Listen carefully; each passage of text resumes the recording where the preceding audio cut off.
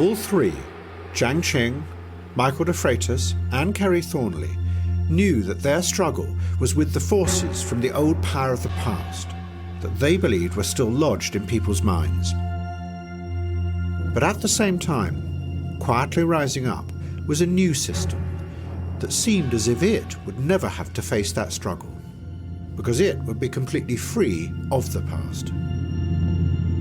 The laws of human thought that George Boole had created had become the central structure of all thinking machines, computers, because it fitted perfectly with the binary switching system inside them, either 0 or 1. And it was used by the machines to create endless branching pathways of binary logic, called algorithms.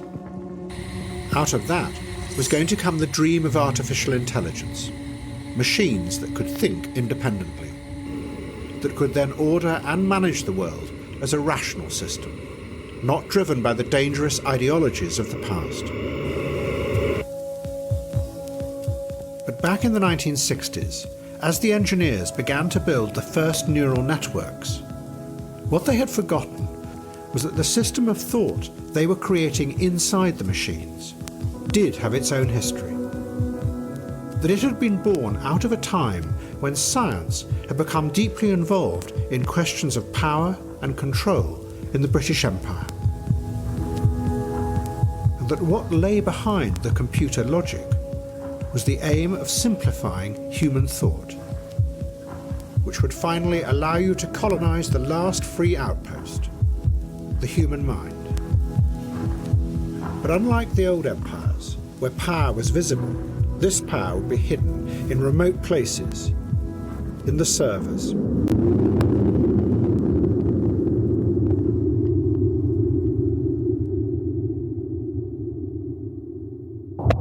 But something else from the past would also find its way into those servers. In the political and economic chaos of the early 1970s, conspiracy theories were going to spread like wildfire through the counterculture.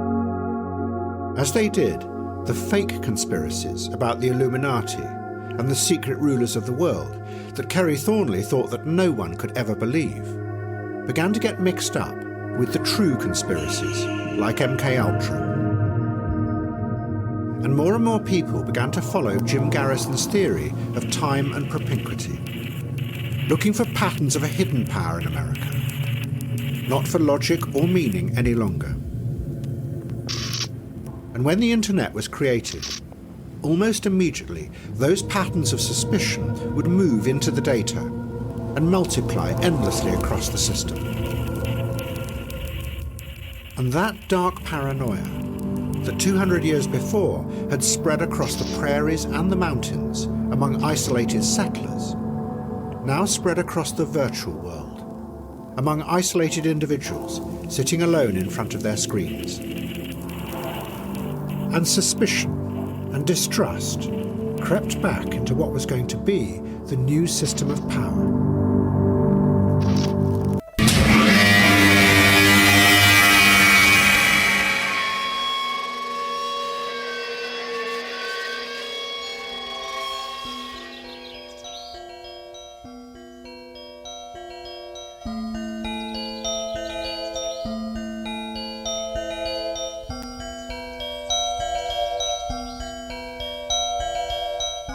He walked out in the grey light and stood, and he saw for a brief moment the absolute truth of the world. The cold, relentless circling of the intestate earth. Darkness implacable. The blind dogs of the sun in their running. The crushing black vacuum of the universe. And somewhere 200 animals trembling like ground foxes in their cover. Borrowed time and borrowed world and borrowed eyes with which to sorrow it.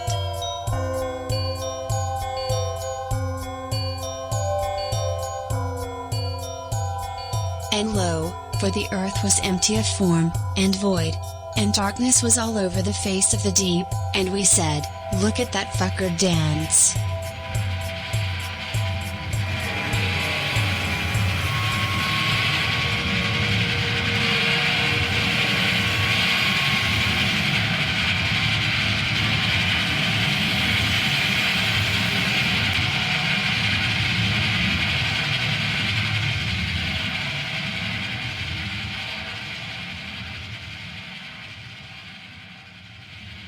Welcome to the internet. This is the one and only internet. The internet that your grandfather made his first shitpost on. Same one. Same internet that your grandfather's grandfather fought Hitler with. I just realized, like, it's gonna be like very soon that people are gonna be able to say something like that in earnest. Like, Oh yeah. this is the internet of my grandfather. I keep a printed. No, I don't keep a printed. I keep a little spare space on my cloud drive of all the tweets my grandfather ever made. You know, they considered him one of the best shit posters of.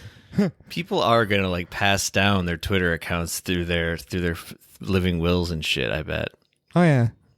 It just hit me now. I hadn't ever considered that. Well, it's actually really weird going to Facebook to get the user credentials of someone in your family who's died if you want to like deal with all that stuff. I've had to do that before. It was Jesus, weird, man. I've thought about that a few times. Yeah. Well, what was I gonna say? Everything's cataloged, but no one cares. I was gonna veer away from saying something dark, but then I remembered what we're gonna talk about, so whatever. Now this is Heat Death of the Universe, your neighborhood podcast from Seoul, South Korea. Stronger than even your grandfather's internet. It is Friday, February 12th, 2021. It's 8:45 p.m. Korea Standard Time. Noted for posterity.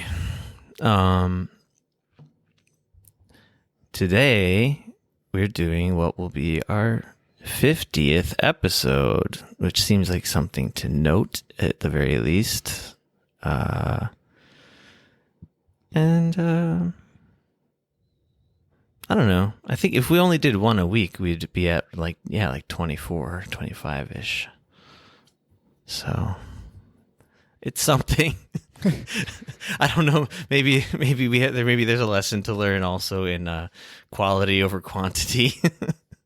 You tell us, anyone listening. Well, we were going to do something just kind of goofy, like maybe back to our roots, so to speak, and do like the old clickbait headlines roulette wheel thing. But instead, the last minute, we decided to watch a movie. It turned out not to be a movie. Well, I guess it is a movie. What do you mean? Well, it's more of a series, but I guess it is a movie. It's just a long movie. It is an 8.5-hour documentary series of episodes in a single documentary film by Adam Curtis of hypernormalization fame, I guess, mostly. That's probably what he's best known for. Yeah, either hypernormalization or Century of the Self, I think, are his two big ones. Those are the only two I've seen. I'd like to watch more now. But what's the other one? Living Nightmare. That one's really good. Yeah, which ones have you seen? Those are the main three I've seen. Okay. What's Living Nightmare? I'm just curious. It's just more about how systems of the modern world. Okay. So he doesn't really like stray into like totally different subject matter. I don't know. I guess I'll look into it myself. Fuck. I got the name wrong. It's The Power of Nightmares. I don't know why I thought it was called Living Nightmare. Sorry about that. It basically compares the rise of the neoconservative movement in the United States and the radical Islamic movement. Okay. It's interesting. It basically shows that they're very similar in how they construct themselves and rise up and come into power, yada yada. Yeah, I read a book by an author that I now despise, but at the time I thought she was good. Fuck, I totally forgot her name. She like writes for New York Times now, and she's just a real like she's like the typical I'm with her till the death type person, I guess, neoliberal type. But she wrote this book called Kingdom Come, I think, about the modern evangelical movement. And more than just the evangelicals, there's like the dominionists, who are like the super serious Christians who actively want to make a theocracy in America. But we're getting far away from whatever we're trying to talk about here, which is this new Adam Curtis documentary, which I haven't even said the name of. It's called Can't Get You Out of My Head. Speaking of one other Adam Curtis documentary that I've never gotten around to watch, but I've always wanted to, he did one like in the mid 2000s called The Trap. That's all about like the rise of like various governments throughout the world like adopting game theory as their like main mode of apparatus, and it's supposed to be super good. Yeah, I mean, of the 2.5 documentaries I've seen now, I mean, I'll probably check out anything he does. So we just got done watching the first 3 of 6 installments, and like it was almost a struggle to hook up all the equipment and do this because I just wanted to keep watching it. Yeah, there was part of me that was considering just being like, let's just give up on it. Let's just watch Adam Curtis do things much better than I'll ever do them. And I probably will get right back to it after we're done here. But anyway, it's really good so far, and I imagine it's only going to keep getting better. And what's it about? How can you summarize such a sprawling film? It's about the romance of Mao and his film star girlfriend. But see, that's like maybe 3% of what it's about. And how the rest of the world was conspiring against their romance. That's not even right, though. That's not right at all. I know it's not right. I'm just being a shit. So far, it seems to be about how... well, I mean, I like... want to say how reality shaped to some degree, but also like how conspiracy theory gets like assimilated into the mass conscience. Yeah.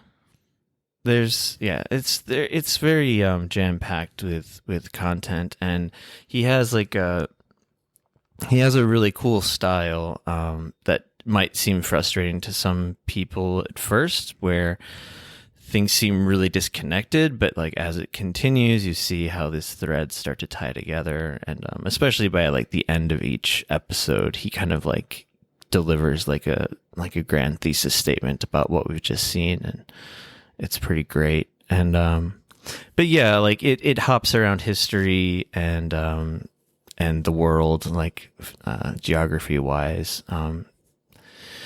So there's some interesting stuff about the Mao, the wife of Mr. Chairman Mao. His second wife. His second wife, who I didn't really know much about. She was a power. What do you know about her? She was a power-hungry individualist. She was a film star. She wanted to be the top film star in China, and she's basically the architect of like the Cultural Revolution in China in the 60s, and actually, I just realized that's not even where we begin. Let's begin at the very beginning. We don't have to go in order, but like, I'm just remembering now this. In the very beginning, there was a giant bang. There was a quote in the beginning. The first thing we see in the movie is a quote from Mr. David Graeber, who you've talked about, enjoying his book Bullshit Jobs, right? It's a good book. Highly recommend it. The quote is, the ultimate hidden truth of the world is that it is something we make and could just as easily make differently. which is an interesting thing to think about while you're watching this. Well, I think a lot of it is about like I think he went with that quote because like the underlying thesis is that like so you have like Mao's wife, keep avoiding saying her name because I'm going to screw it up even though we looked up how to say it. Jing, right? Jiangxing, sorry. Like, so the big thing going on with her, she married Mao, and she's a film star, and she's she wants to be like this famous individual with power. Like, she believes that the individual like can like through their own force of will get power. But a lot of this whole like underlying threads, like they get into Thornley and Discordianism, and is about how even people who don't want like conspiracy theories to be a thing, they end up becoming a thing because like they press onto other people's beliefs, other people's paranoia. Like Jiangxing, she's going crazy because she believes like everyone's out to get her, everyone's against her, right? And like it kind of like, I think he's like getting to this thing. It's like the whole world is just starting to believe that everything's out to get it. Yeah, there's definitely a theme of paranoia and conspiracy theory, and yeah, that's part of her story as well. I guess especially towards the end of her life, when the country had begun to turn on her and Mao, or even right after Mao's death. And the Gang of Four time. Yeah. But I mean, like even before that, when Mao first came into power after they were married and she was like sent to Russia to be in an insane asylum. Right. So like so she has like that underlying stuff that's going to lead up to her, like, because Mao didn't call her back until he like needed someone to like basically help with his propaganda to get the people out that helped him rise to power, because he wanted to be just Mao. He didn't want the rest of them around for... Right. So yeah. So like the sort of the direct subordinates to Mao push for her to be outside of decision making, and they even went so far as to like ask Stalin what to do about her, and he said like, let her marry Mao, but make her sign a contract that says that she can't, what was it? She can't even like speak to the revolutionaries, like the leaders of the revolution. So basically like keeping her out of any sort of like position of power. And she held on to resentment about that for a long time. And Adam Curtis shows us how she's driven by seeking revenge on the sort of bureaucrats who wronged her. And ultimately that's what she gets when she is sort of put into a position of power again later.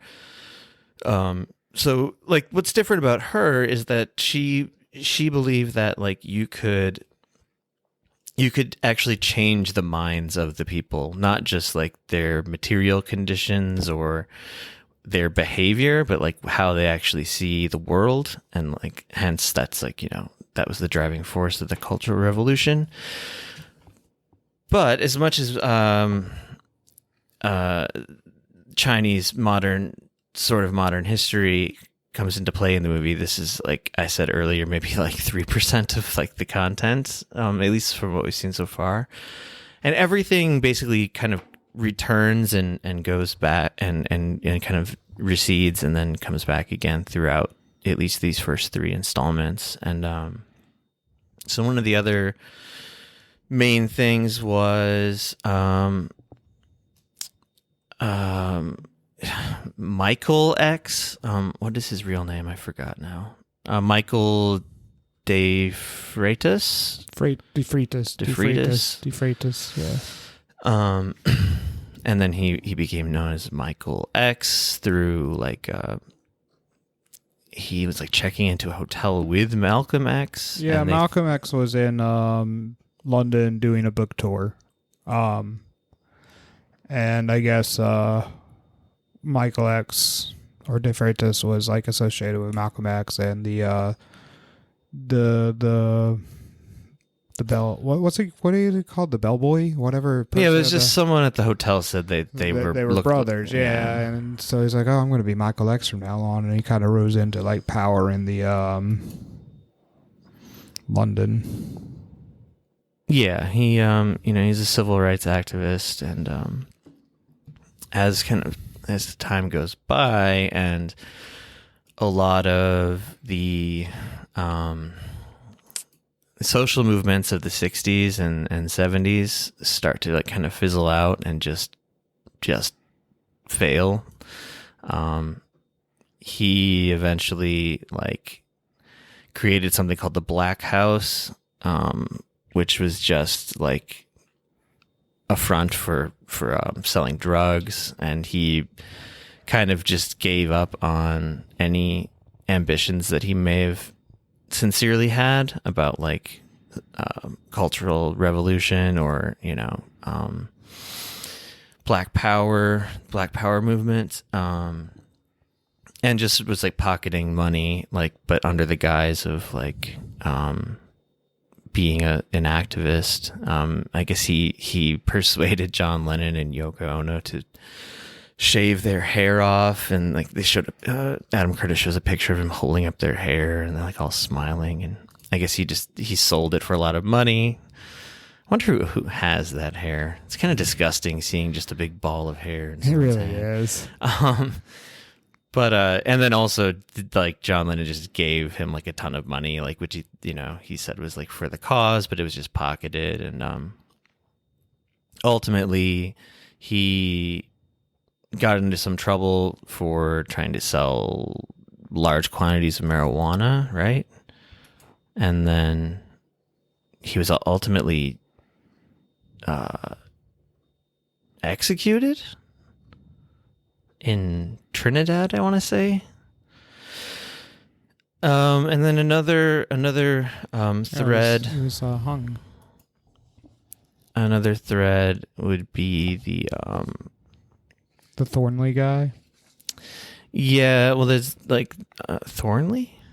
Was that his name? The Thornley had his friend. They the bowling alley guys. Oh, right, Kerry Thornley, the bowling alley guys. Two guys went to a bowling alley and started talking about reality, which is how it's classic described in the film.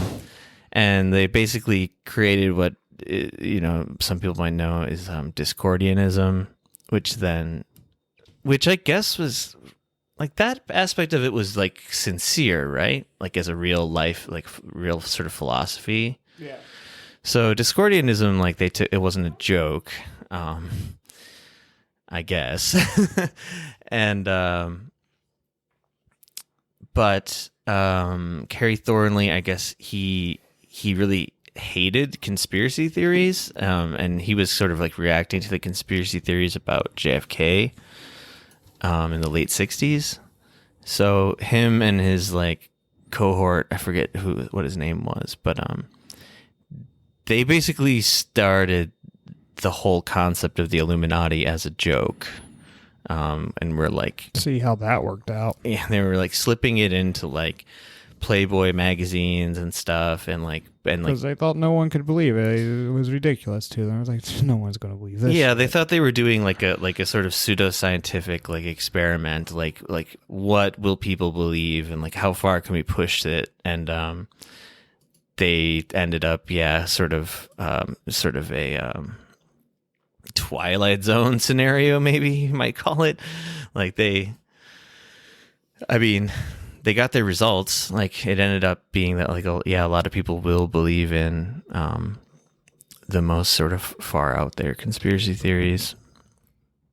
And this like a lot of the sort of breadcrumbs Adam Curtis is laying down so far in these 3 episodes, like it's what makes you want to keep watching it, and partially is that like it seems like it's heading towards modern, like current society, like in 2021.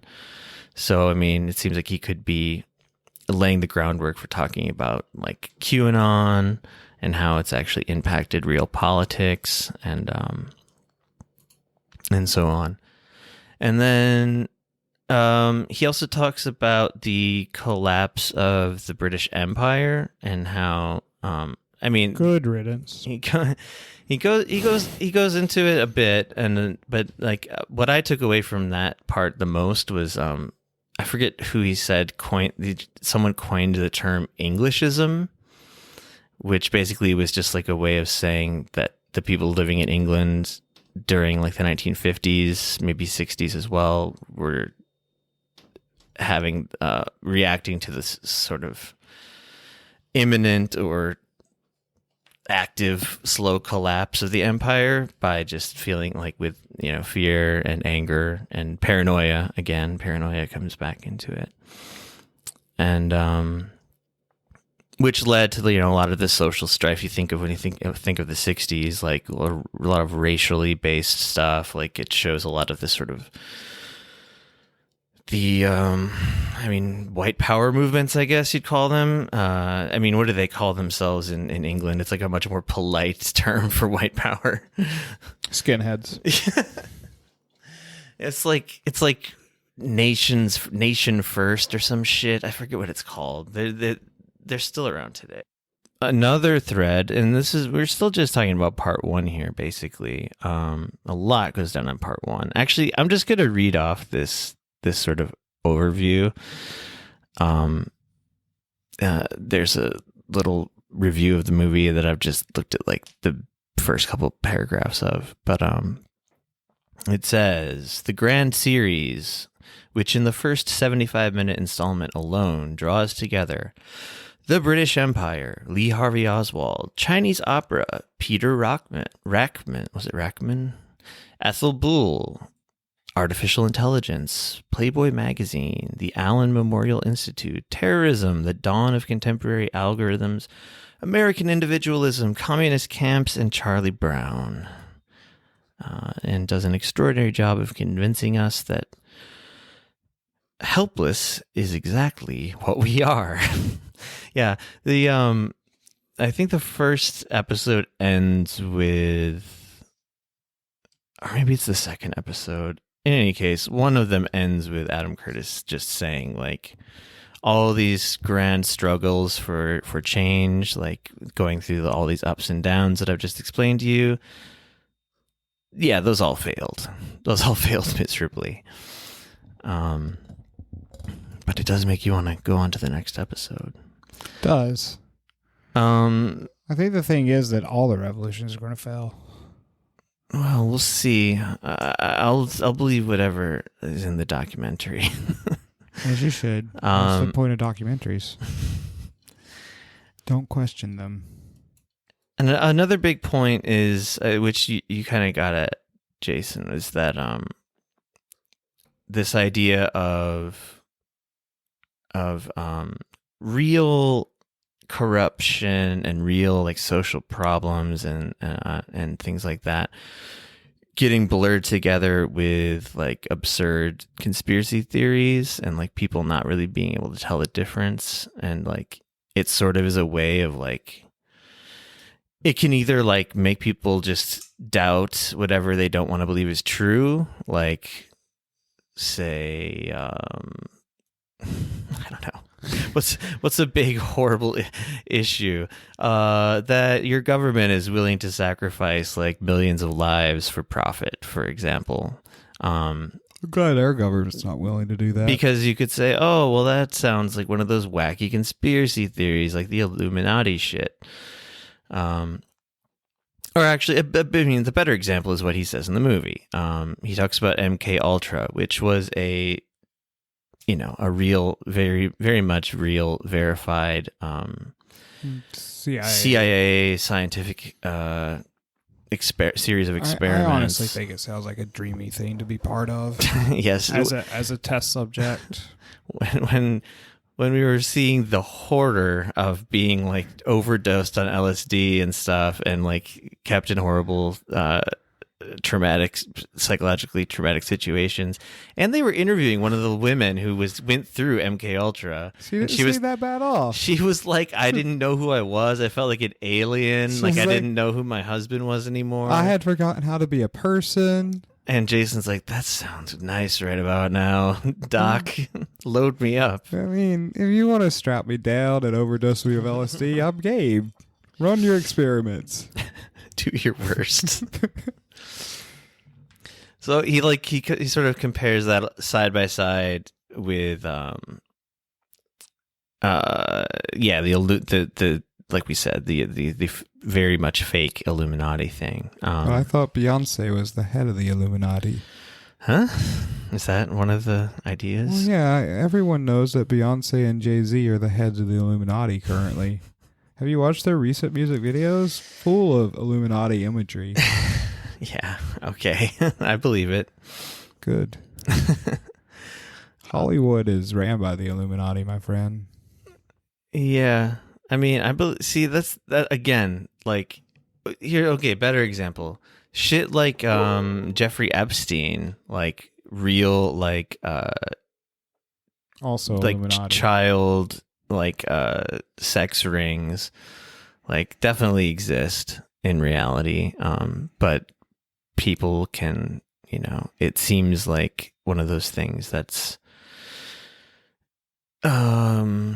too crazy to be true or something. If you don't want to believe it, in any case, sort of like children being kept in concentration camps along the American border of Mexico. Yeah, that's like the Illuminati shit. Forget Too about crazy it. to believe. It's almost like, to some degree, conspiracy theories are used to control the thoughts of masses for when really horrible shit does happen. There's all these other horrible shit that's passed around to people to where they're like, well, we don't know what's true, what's fake. Just lots of strings being pulled that we have no pull over. So we're detached from the power structures. It's almost beneficial to people in power to let the people in not power believe there's even other bigger secret influences pulling the strings behind the scene, because then they can pass off the responsibility of the horrible shit they do in a weird way, because the people are oh, it's not them, it's also out of their power because it's really the Illuminati pulling all this bullshit. Right, and it gives the illusion of if not having control, but just having knowledge, which people sort of will substitute for control over their lives. The idea that conspiracy theories flourish under an oppressive oppressive society because they sort of aid in that. Yeah, so going along with this idea of feeling helpless and then sort of just giving up on trying to change anything around you.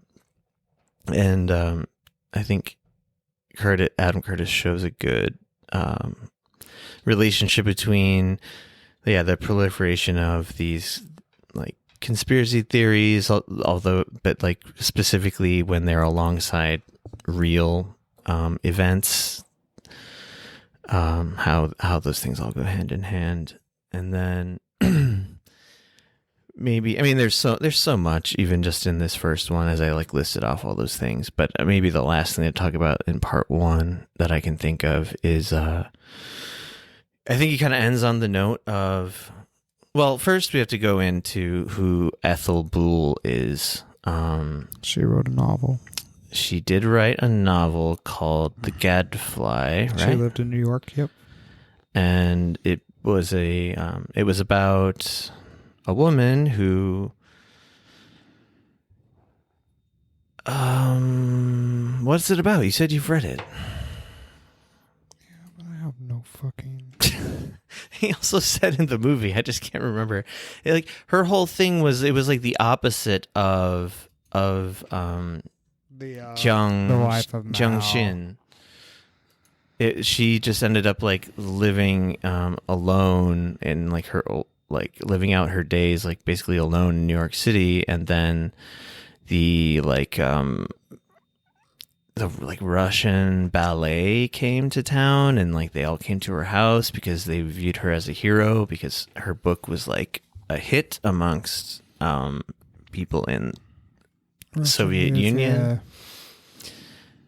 And it's like about a woman who takes up the revolution, right? And It's about a man. It's a love story about people tied up in the revolution. okay. It's about. But yeah, I mean, it's about two young characters who are tied up in the revolution. They fall in love, and like because of like the authorities, they're kind of separated. Tragic stuff. I gotta say, it doesn't sound super original now that you say it out loud. But whatever. It's fairly original for the time. I mean, have you heard of Romeo and Juliet?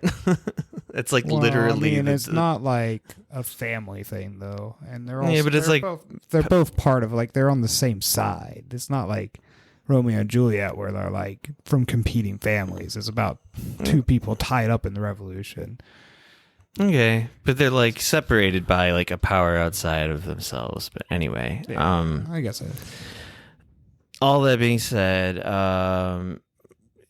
then we sort of hop back in time to who her father was, and he was the mathematician, logician.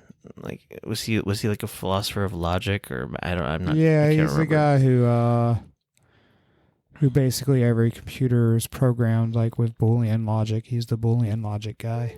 Yeah, and so we kind of end on the note of the invention of the computer and the way Adam Curtis describes like computers, even from their early inception. He describes them as being there to dominate the last frontier, like the only place that hadn't been conquered by power yet, which like, or at least not fully, which is the human mind. And he also, throws in AI along with computer technology, which, I mean, obviously they're connected things, but and that's just part one. And we skipped over probably a lot of stuff too. A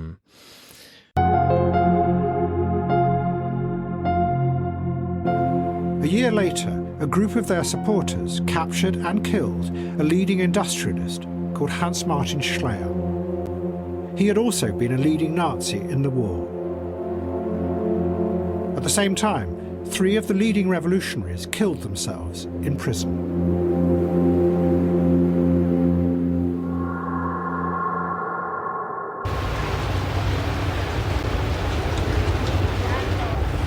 In an extraordinary moment, on one day in October 1977, 2 funerals were held in the same city, Stuttgart.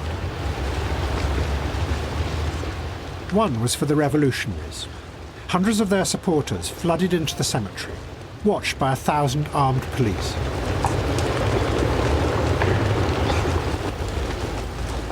The other was for Hans Martin Schleyer. The leaders of the industrial and financial establishment came together at a church in the centre of the city.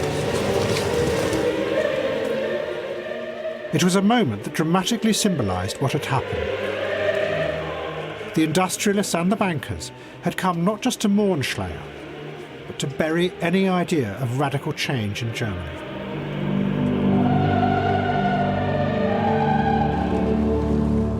And for the radicals, it was the moment, after all the violence and all the failures, when pessimism finally took hold. It said that this is what all radical attempts to change the world inevitably lead to.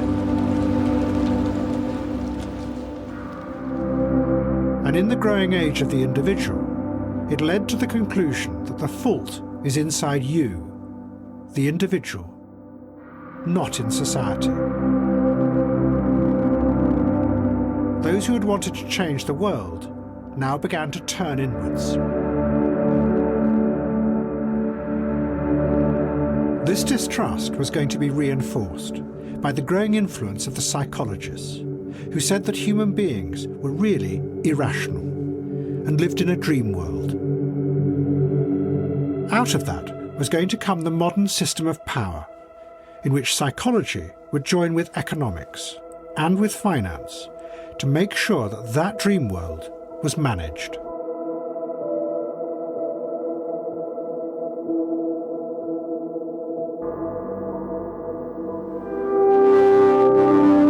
It would be a wonderful world to live in, but its weakness would be that at its root was a pessimism about human beings and whether they should ever be allowed any control. While outside the dream world, the things that the revolutionaries had wanted to change so much, the inequalities, the racism and the exploitation, would all remain untouched and would continue to grow unnoticed.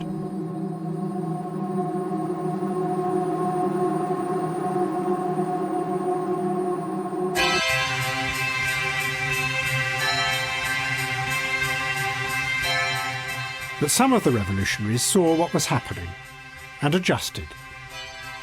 Eldridge Cleaver, who had been one of the leading Black Panthers, set up his own fashion company. He designed what he called revolutionary trousers. They had a flap at the front, which he said would liberate the penis. While his fellow revolutionary, Bobby Seale, became a celebrity chef.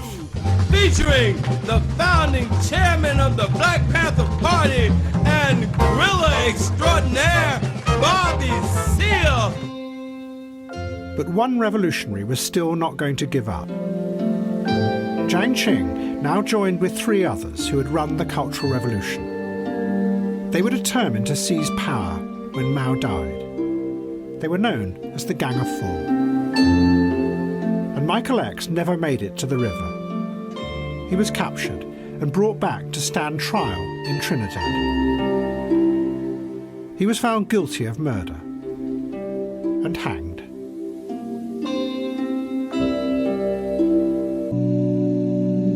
And in the future, the violence and the anger would be played out in the artificial world of culture. It would be the images and the words of revolution.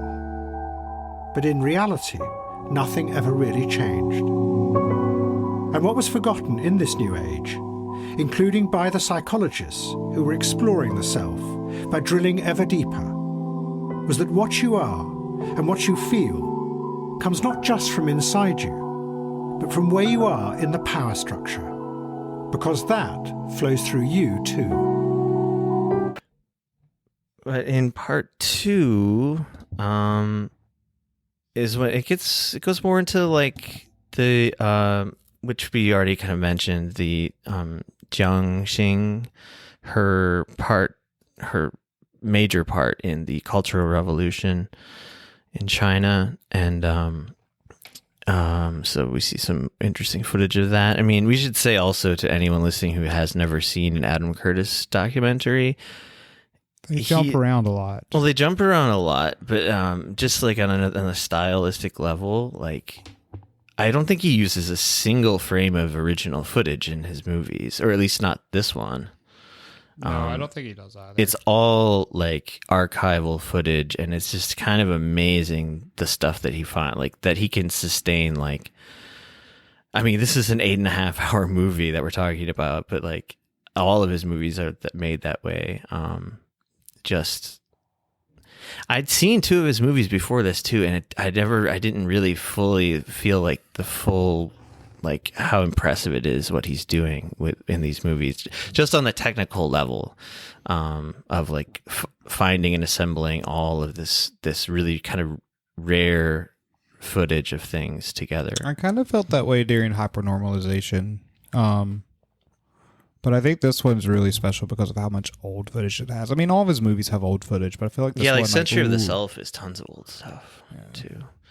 But, yeah, well, this one, like, jumps around between just such, like, drastically different things as well. So it's really impressive. Like, as I was watching it, like, probably, like, every 5 minutes, it would dawn on me, like, oh, he had to find all this stuff. It's really like, incredible to think about how much footage he must be going through to like put this together into like, I mean, I assume that he writes the movies, then finds the footage, but I'm not sure if he's just like pouring through lots of old footage and then like comes up with what he's going to write. I would imagine he has like an outline and maybe like some, because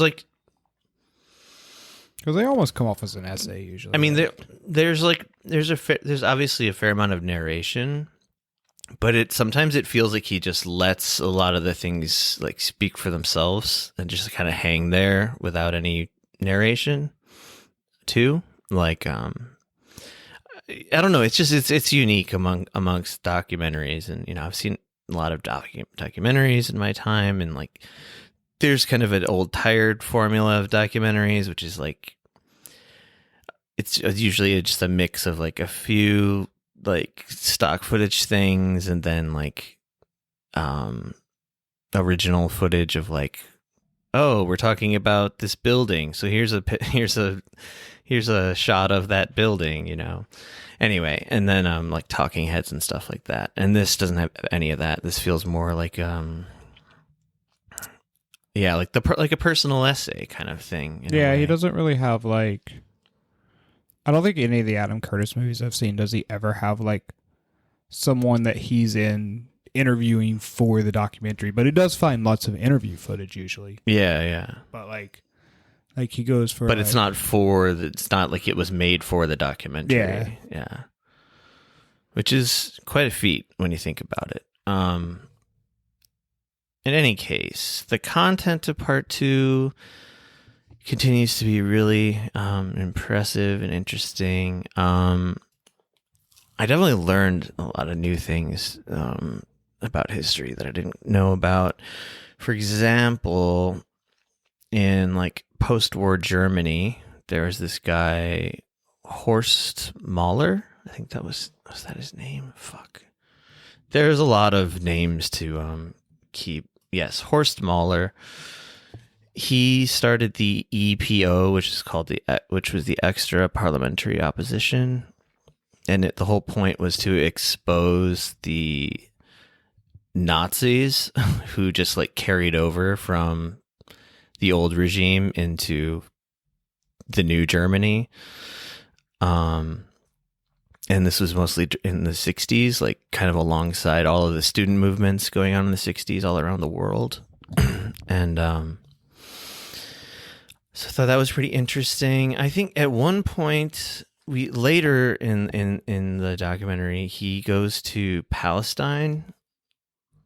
Right? That was the same guy, right? Yeah, it was the same guy. So him and his group of people go to Palestine to like do like kind of guerrilla military training, and they're there for a little while. And I guess there's some issue with like so there's like both men and women training there, like from the West, and the Palestinians didn't appreciate that they were just like rampantly fucking each other, and like the women were like sunbathing nude and stuff like that. And there was one notable quote from the smaller guy who he was like very, I would say very disrespectful to the Palestinians that were hosting him by saying like, he was like, if you want revolution, like sex and revolution have to go hand in hand, something like that. And then he said shooting is fucking or something like that. Yeah, that's like basically exactly killing and fucking are the same thing. And then I think they were just kind of swiftly like kicked out and sent back to Germany or whatever. That was just like a small thing. That the shooting is fucking thing I just thought was kind of amusing. But so I mean, again, this does jump around a lot. So like one of the I guess one of the themes that starts emerging more in the second part is that it's basically like that the younger people in the 60s who are starting to like try to create their own revolutions of a sort, cultural revolutions. I mean, I guess some of them were political. I mean, there's like also like a dividing line between those things sometimes as well. But in any case, people that were yelling for some revolution or another, they happened to be noticing that like what was happening in, say, America, especially in America, but also in like Western Europe, was that like the same kind of industrialized, like efficient rationality that made Nazi Germany as, I guess, successful as it was for, a decade. Yeah. Was just that it was just being like continued to be carried on under a different guise, which was like American or Western capitalism, and it was just more sort of like well hidden from people who are living under it by like this new thing called like consumerism and all like this new sort of spectacle and being sort of like numbed to reality through various ways. And so we get some interesting footage of like the American suburbs and their conformity and whatnot. But like there's a point where he's talking about like how individuality became like this American way of trying to separate define themselves against the commies. Yeah, the communist, like Soviet Russia and communist China, who they're collectivists. They have no like individualist identities and stuff like that. Which, when he gets into this, he I think also goes into how this also leads to like this collective loneliness in America because everyone has to individualize themselves, so everyone is slightly alone, which is how you end up like in the discussions of the Sackler family. Right. That comes along some point down the line. I think in episode 3, actually, but Oh, I thought it was episode 2. No, there's so much, man. Okay. There's so much. We don't have to go into like every nook and cranny, obviously, either. But so like he goes into some like a lot of the social unrest in the late in the 50s and 60s, like, especially considering like related to racism, which then brings us into the Black Panther movement, which also ties us back into Michael X, who we basically kind of said like the whole his whole arc, I guess, within the documentary, or at least what we've seen so far, which seems to be that he started off like as a genuine like revolutionary and like someone really fighting for civil rights, and then kind of ended up disillusioned and just like cynically like just trying to cash in and like which is kind of sad. It is sad. But I mean, he did start out as a bouncer for a landlord. Oh, that's right. There's that guy, Hoskin? The guy with a really interesting history as well. It wasn't Hoskins. Why do I think it was Hoskins? I don't know. Bob Hoskins? Did he look like Bob Hoskins? Like a gravelly voice. He was But he did.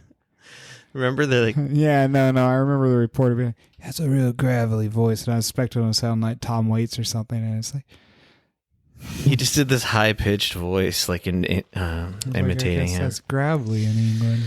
Anyway, I said the guy's name earlier, but now I can't fucking find it again. I don't know. I don't even feel like that's super important. Yeah, other than some foreshadowing that if you're willing to work as an enforcer for a mob boss or a slumlord. Yeah, but I mean, like, there was... Yeah, was the point of bringing him in... what was it, Rachner or something like that? That sounds right, actually. I thought the point... This is going to drive me crazy if I don't know. Rachman. Peter Rachman. Yeah. who had like a really insane life, which Adam Curtis goes through really quickly to get us to the point where Michael X, he was just like a henchman for this guy, and like helped like enforce his like slumlord. I mean, he was basically like a mobster, right? This Rackman guy. Yeah. But he had like lived through like a hard life in the Ukraine, and like was in prison, and like saw everyone die. He fled. Like he fled the Nazis. He was Jewish, right? Yeah. And he ended up in like Siberian labor camps. How people literally eat each other. Yeah. And then somehow ended up in London, I guess, after the war. Forcibly sterilized. Oh, right. Jesus Christ. So, like, I mean, and I guess by the time he ended up in London, the guy, like, had, like, very, like, no moral compass. He basically just saw the world as, like, a place where you figure out how to survive as best as you can. Right, exactly. That was kind of the point of showing his, like, fucked up background. Was that, yeah, he just became this, like, ruthless, like, mobster, basically. But, what else happened? So many things.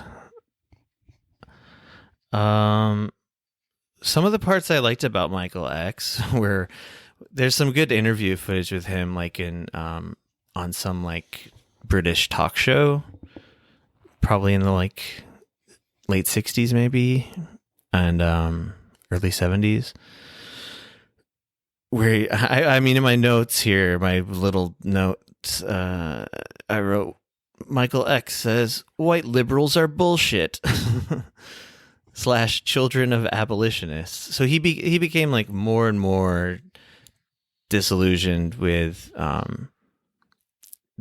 the cultural revolution type movements of the 60s, especially when carried out by like middle class white people who he just started to see as, and I don't blame him as seeing them this way, as like ultimately like it's kind of like cosplay for them, because they don't really have skin in the game. Like they're economically going to do fine. They can get a good job if they want it. That kind of stuff. And, yeah. Did I say children of abolitionists? I misread. I wrote colonialists, but my handwriting's so tiny and fucked up. I meant to say colonialists.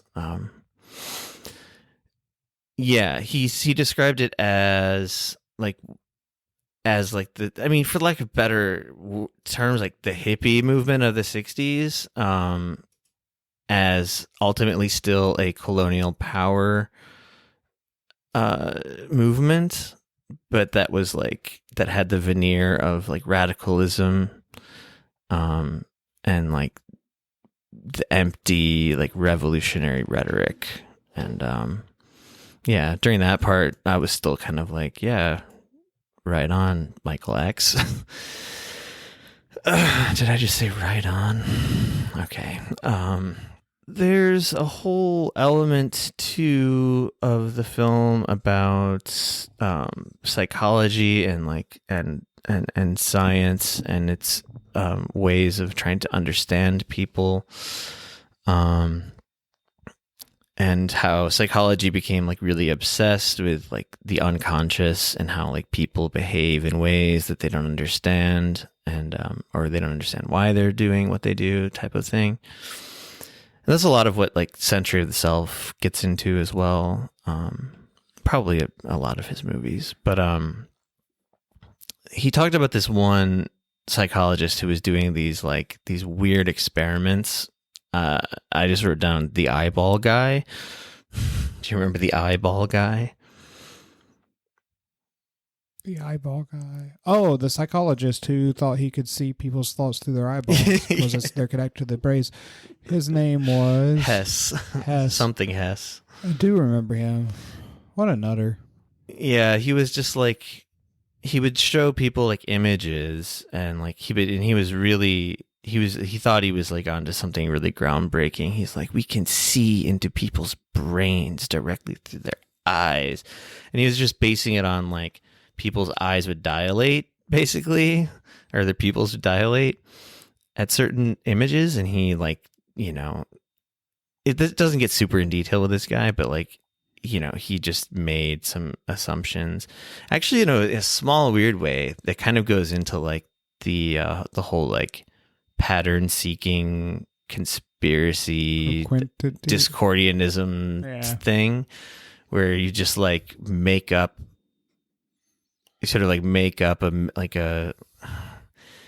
like this key that like shows what certain things mean. It's like, oh, the eye is it's dilated this much, that means they're angry, and like it's just like attaching all these like emotions to people based on like, and he even I think I mean, I think a lot of this documentary is about like, sorry, just want to add something, but I think a lot of it's about like just a general loss of logic and everyone believing in like signs and just like hearsay. I think that's part of the documentary too, but he's also seems to be critiquing rationalism as well in a way, like because that's what leads to the computer. Because like the computer is like the most rational thing. It's all ones and zeros, right? So like, and that he's obviously like he's alluding to computer technology in this foreboding way so far. Like the third episode doesn't get into like modern, like the internet or anything like that yet. So, I mean, that's what I'm kind of interested to see. It feels like at the end, that's where he was going. Like, cause it does talk about like how humanity was very paranoid 200 years ago, talking about the, you know, the original upright Illuminati stuff or whatever. And, how it's just spread like wildfire with the invention of maybe our logic machines. Well, that was another interesting thing in the beginning, is that he's talking about like the people that like settled out west and being like really isolated from like other people, basically, or like, and saying that like being so far away from say like Washington DC like allowed them to conjure up all these like sort of paranoid conspiracies about like these, you know, great big hidden powers behind everything. And then he like sort of compares that to like what I think is going to ultimately be like something like a Q type scenario. I mean, I don't think he's like making this documentary to like rip into the QAnon, because I mean, like, no, I think it's way more broad than that. I think obviously. He's doing it more to show how like conspiracies such as those form, but I don't even think it's completely about that. I think it's more about just like propaganda.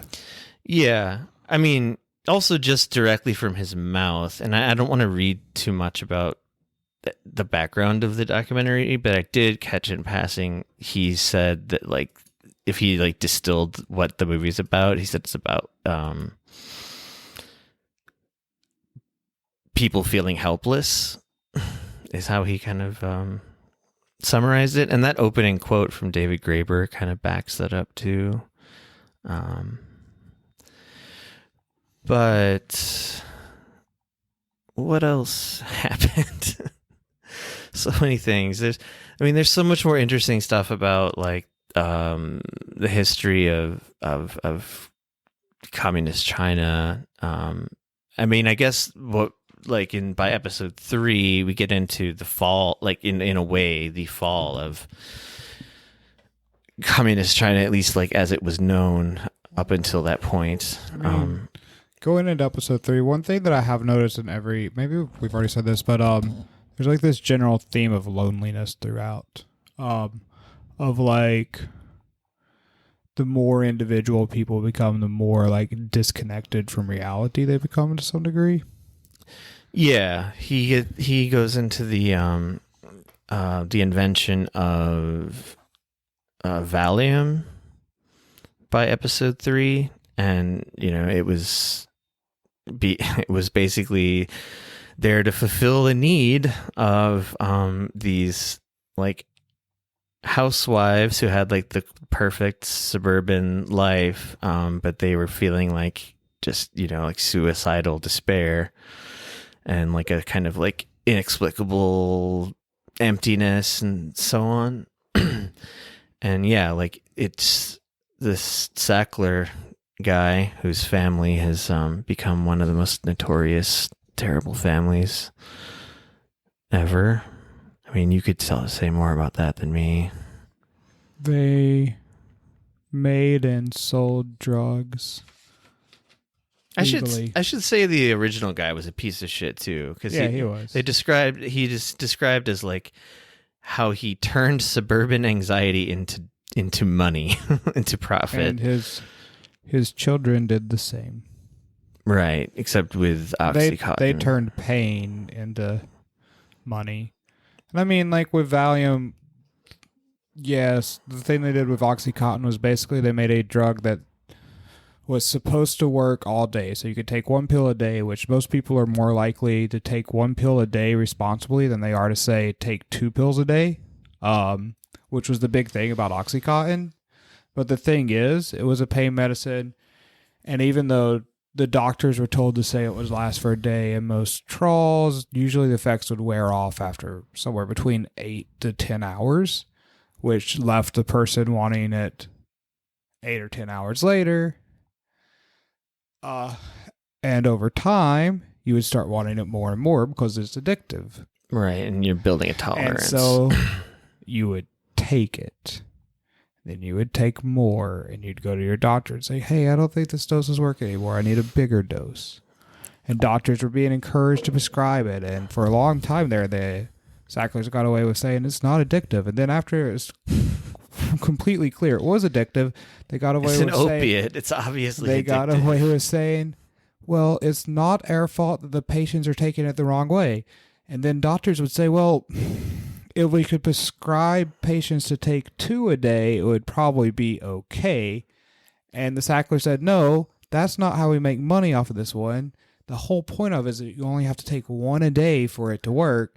Which and they know would make people more addicted, right? And then the people and the doctors would be like, but that's not true. And the Sackler family would be like, well, here, take this money. Keep doing it the way we want it to. Right. And most of the doctors are like, oh, okay, fine. And then the other thing is that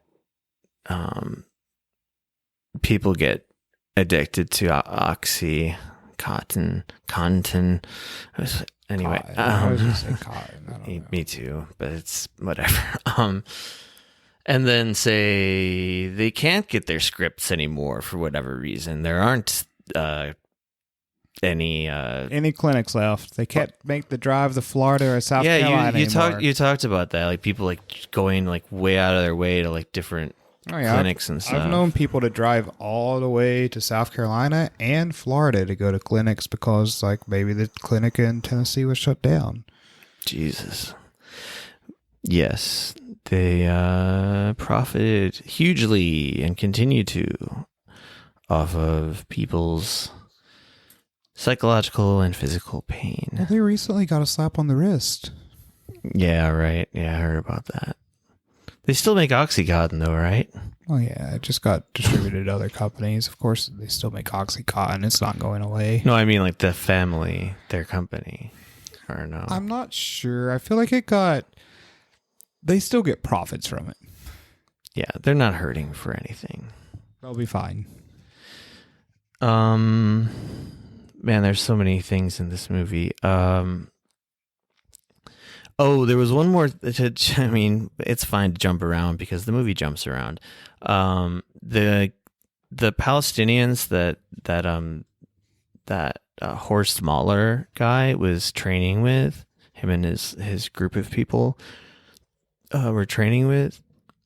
The reason they left actually wasn't just the not seeing eye to eye about like premarital sex or whatever. But it was when these guys who lived through like the horrors of like Nazi Germany and like that their whole political philosophy was to destroy Nazism for good. When they realized that they were working with these guys in Palestine who worshipped Hitler, like they had like pictures of Hitler like on their walls and stuff, and it was just for the simple reason that he killed the Jews, which they found admirable. And these German guys were horrified, and yeah, that was part of the reason they stopped working with them. This actually was kind of leads into like a little bit more of like this general conspiracy stuff, because it also talks about the Black Panthers and like certain like iterations of the Black Panthers. There was a group called the Panthers 21, and they had become, I guess, more like sort of like militant, like on the offense. Like they were planning to bomb various places, and some of the members were pushing for like targeting Jews, because they started to see the sort of classic conspiracy theory of like there's 6 Jewish bankers who run the world. So that kind of mind virus got into some of the Black Panthers, at least. But then there's a lot of it is questionable, because there's this whole bit too about like all the undercover cops and FBI and shit that were infiltrating the Panthers during that time. And like it said it was so chaotic that like there were undercover cops who didn't know there were other undercover cops like in their same group.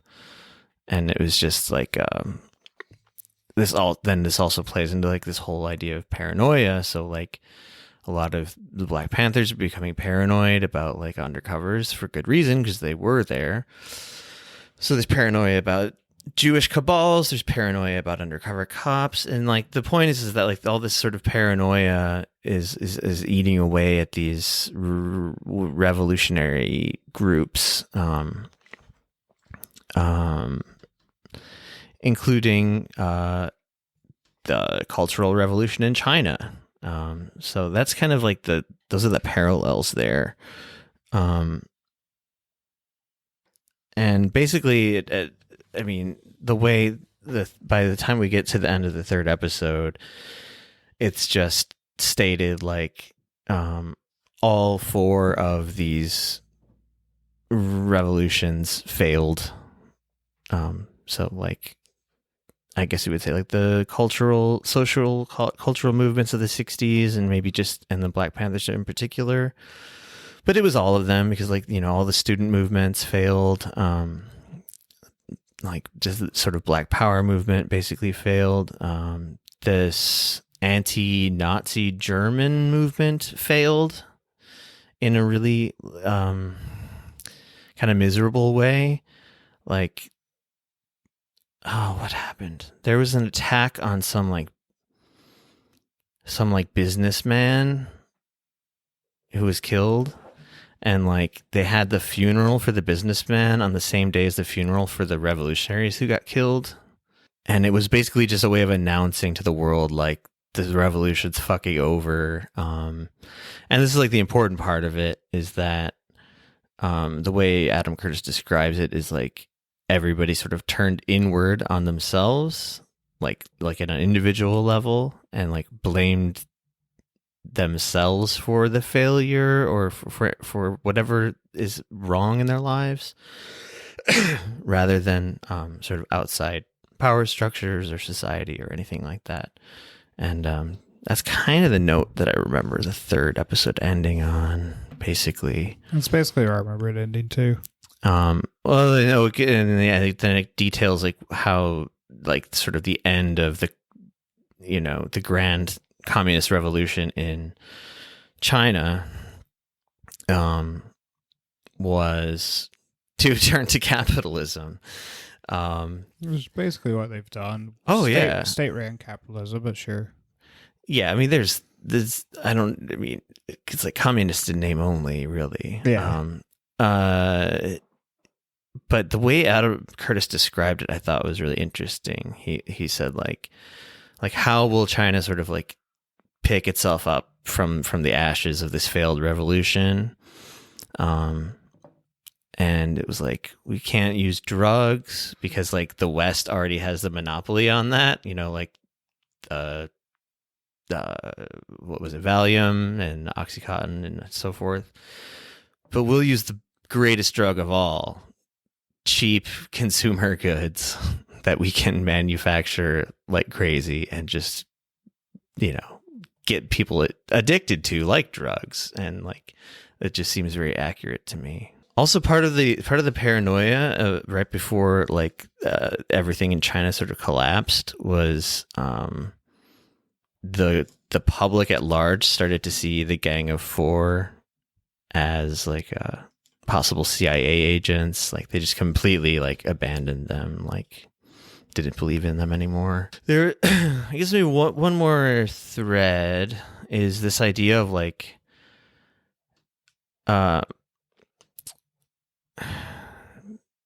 people not living in reality, like living in a sort of a dream is the way Curtis describes it. And he talks about this psychologist Daniel Kahneman, I think is how you say his name. Kahneman. It's not Kahneman. Kahneman. I don't know if you would call him a behaviorist, but I wrote down behaviorism. Like he sort of basically said that like you can't appeal to people's rationality. Like people are basically just sort of set in how they're going to behave, like no matter what. Like all you can really do is make the illusions that they live in as safe and happy as possible, which is kind of grim to think about. And yeah, I mean, obviously, I think that's another major theme of this movie, and it will be going forward. So yeah, maybe we should wind it down, and maybe we'll talk about the last 3 episodes later. Yeah, let's talk about the last 3 episodes later. Wind it down a bit. See if he ends happily like he normally does, with like a happy message of how the future is not going to be bleak. There's also interesting, like... What if it all ends with him like just saying Joe Biden is going to be our savior? I could see you like crushing your throwing phone my in your TV hand. out the window, even though it's like 200 pounds. Shouting. I have a big old TV, folks. Shouting Adam Curtis at the sky, saying, "Ande yo, Adam Curtis, ande." Why? No, one thing we didn't talk about, and maybe we should talk about it more. There has been this underlying thread of climate change. Yes, good point. Yeah, I don't feel like he's really tied that thread yet, but it keeps being like hinted at. It seems like kind of obvious how he's threading it in, though. Like. Yeah, I think he's threading it in that like people became so like paranoid and so individualistic that they can't believe in like a real threat when it's right in front of them. Exactly, yeah. Like so far he's only gotten to the point like sort of in the history of climate science where scientists, it's like in a like it's not publicly understood at all. Like global warming is like not even like a term like used yet, but he's talking about how climate scientists are starting to theorize and starting to panic a bit, and how some of them were theorizing like a great freeze that would happen because of like just basically like that thing we talked about before in the podcast, like the great mysterious fog like covering the sun. So then there would just be like a massive famine and everything would get really cold. But then, yeah, like people countered that with, no, we think like all of the heat's going to be trapped within the earth because of the ozone layer and so on.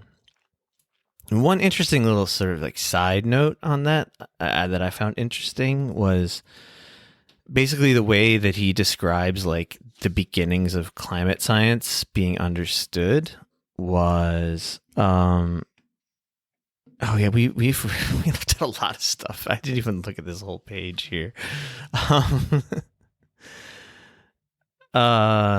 We should. Oh, okay, hang on. This will just be like a couple more minutes. But like, episode 3 starts with this really harrowing footage of this person driving through. At first, like I couldn't tell what was going on, but like you hear like panicked breathing and like. Well, what's happening in that? What's going on? You said you watched a bunch of those videos, right? Which videos? The wildfires. Oh, right. The wildfires. So, like, there's all these people driving through just, like, crazy wildfires in California. There's tons of videos on it online. Just watched them because I found it oddly entertaining. It was like... Because it looks like people are driving through hellscapes. Yeah, it looks terrifying, actually. Actually a great Reply All podcast about the wildfires where they, like, interviewed this, like... the ones in 2018, right? Yeah, this guy who, I guess his, like, town was burning down and it was being evacuated, but he decided to drive back into his town and, like, fight the fire with his friends, and I guess they successfully put most of it out. Wow. But, yeah, those fires are crazy, and I think most of those wildfires are, like, pretty obviously connected to, like, climate change, what I understand. Yeah. And almond farming. I think almond farming is part of it, too. I didn't know about that. Well, almond farming is part of the thing that like uses up so much of the water. I know that part. Yeah. And I think that leads to like just drier. Okay. I'm not a climate scientist. I think I've been told it's connected by people smarter than me. I mean, it makes like intuitive sense. It also, in the documentary, it talks about like an early computer model, like really early, like when computers were like the size of a warehouse, you know, like a single computer. It was some guy who like just noticed like this climate, what would you call it? Like replication. Yeah, they were using like an early computer to see like, because they thought climate was predictable and it was like kind of stable and it always got to like do the same things over and over again, but like self-correcting. Yeah, and then when they like ran the model, it would do like, I guess based on like current stuff happening, the climate would just get worse and worse, and every time you ran it, like different things would happen, but it always ended pretty badly. Wait, was that the part where the guy like literally left out like one number on like a 25-digit number and like it completely changed the outcome? Yeah. And okay, so it was like an accident that like kind of first got people thinking about climate change. It seems like, at least in the documentary. It also, just kind of like quickly here, but like we take a trip to your neck of the woods, Appalachia, to talk about coal miners. Yeah, like, and I said to you, like, I didn't realize, I'd heard about coal towns, but I just always thought that meant like, oh, like 95% of the people here work for the blah blah coal company. Oh, they were literally like factory owned towns. Yeah, like the town, and it said they had their like, own like factory currency that would. Yeah, it said they had their own money. Yeah. That was kind of wild to me. And yeah, then we're gonna have those tech towns in Nevada soon. That's what I was thinking of too when we were watching that. And it wasn't just like coal mining companies that did that, by the way. There were like auto plants in Detroit that did the same thing. That makes sense. And then he goes into the parallel. He goes from like Appalachia to Saudi Arabia, showing like, what was that weird detail about the golf courses? They're like made with oil. Oh yeah, like mix the oil and the oil sand extracts to make the like sand to make it easy to play golf on the sand and like harden the sand or whatever. They would mix oil into the sand. Yeah, and it showed this like servant doing that. Yeah, it gets into a lot of interesting stuff. I mean, we didn't even talk about Nixon. There's a bunch of stuff about Nixon repealing the gold standard. There's also this whole underlining thread of maybe power structures breaking down everywhere and the people in power grasping tighter and tighter at their power as it slips away from them. Like what was the example?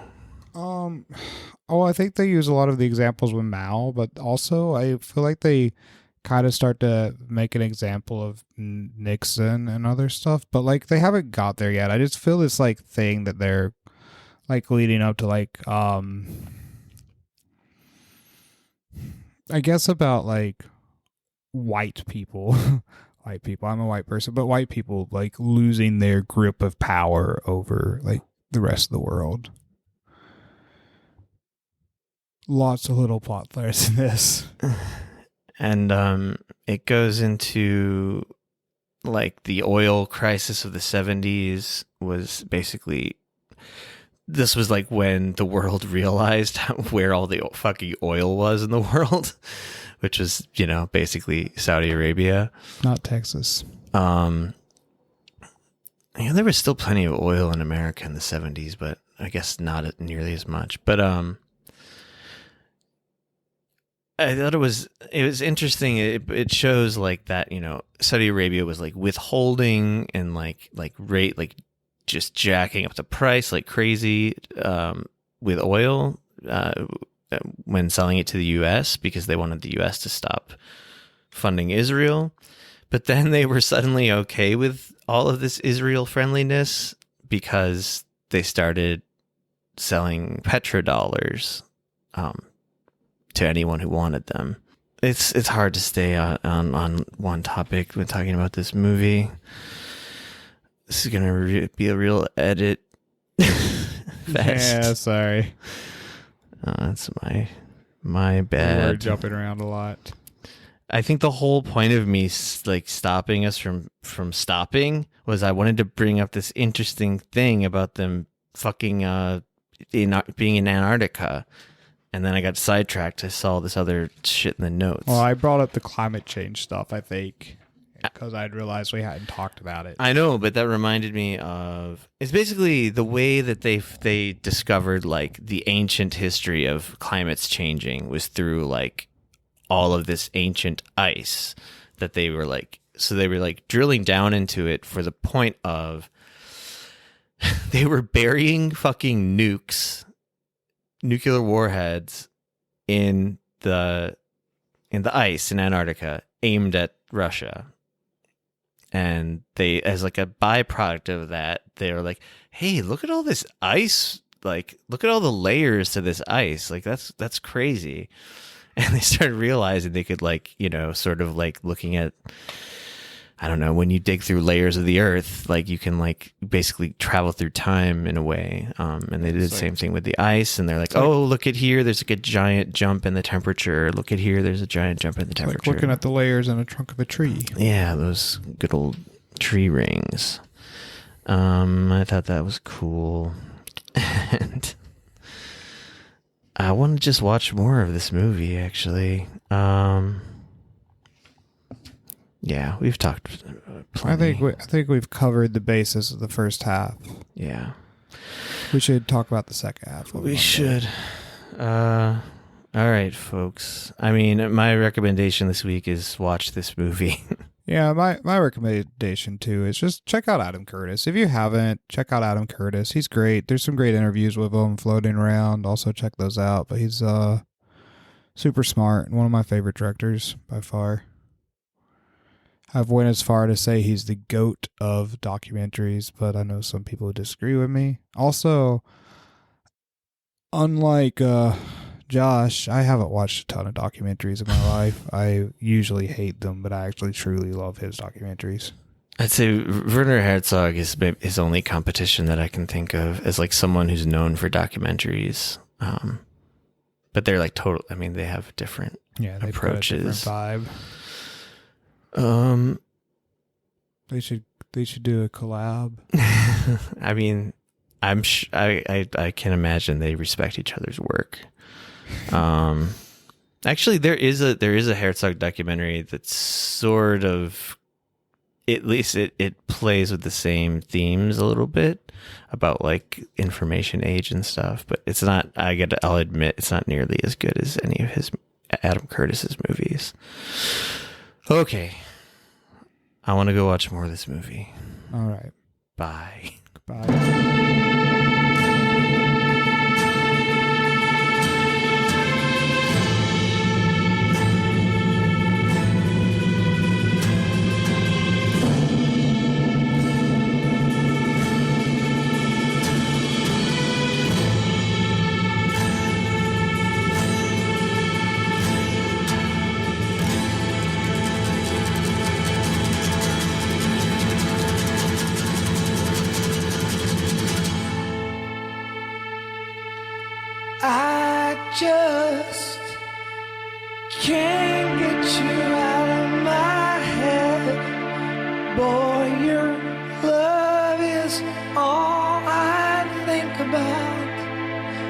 I just can't get you out of my head.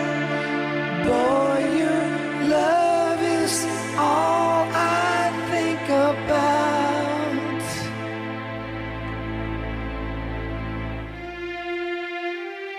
La la la, la la la la la la la la la la la la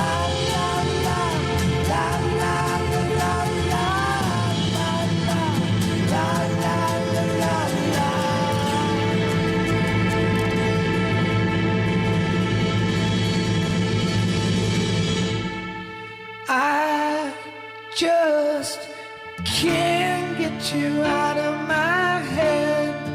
Boy, your love is all I think about. I just can't get you out of my head. Boy, your love is all I think about.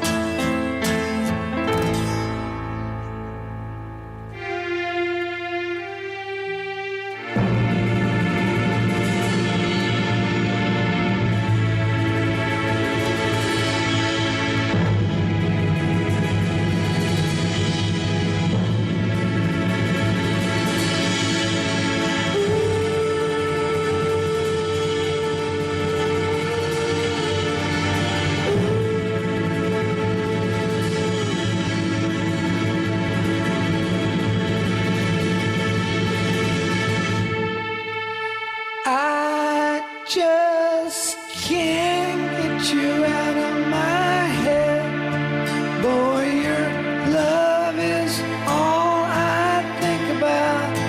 I just can't get you out of my head. Boy, your love is all I think about.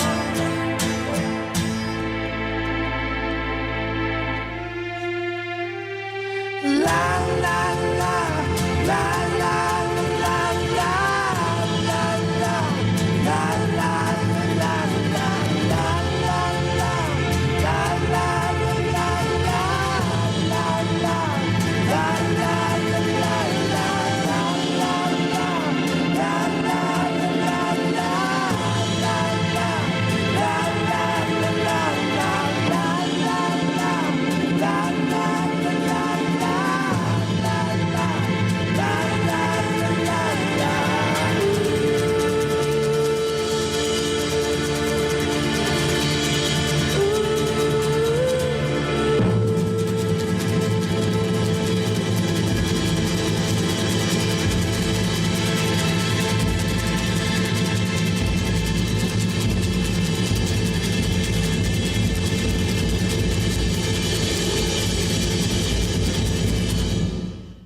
The first voice recording was made in 1860. It was a 10-second fragment of the French folk song Au clair de la lune recorded by inventor Edward Leon Scott de Martinville. But who will make the final voice recording and when? What will it be?